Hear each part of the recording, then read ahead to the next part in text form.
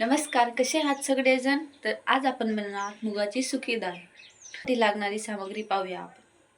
तर मग सामग्री आहे, 1 वाटी मुगाची डाळ भिजवून घेतली मी इथं 15 मिनिटं आधी. मीठ आहे, 1 कांदा आहे, त्याच्यात 2 हिरव्या मिरच्या आहे, लसूणची पेस्ट आहे, जिरं आहे, लाल चटणी आहे, बेसनचं पीठ घेतलंय थोडं, गरम मसाला व धना कुट आहे, हळद आहे आणि तेल आहे. आता आपण बनवूया. चला तर मी बनवण्यासाठी इथं कढाई घेतली आहे. कढईला आपण इथं छान तापू देऊ. आपली कढई इथं छानपैकी तापून झाली आहे. आता त्याच्यात घालूया आपण तेल.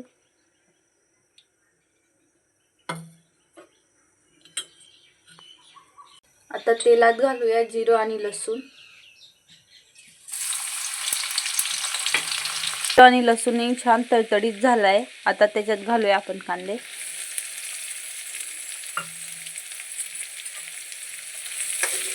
कांद्यांना आपण छान भाजू देऊ.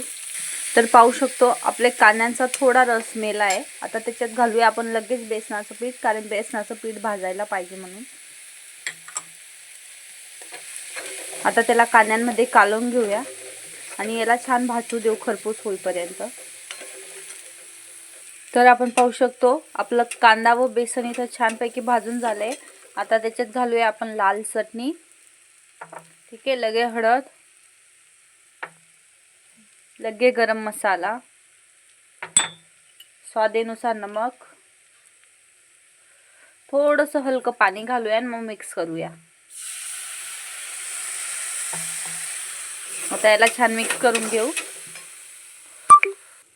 मी याला इथं छान मिक्स करून घेतलंय. आता त्याच्यात घालूया आपण परत पाणी थोडंसं आणि याला 2 मिनिटं शिजू देऊ.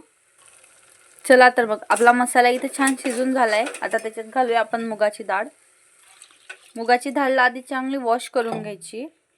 तिला आता आपण मिक्स करूया मसाल्यात हळूहळू.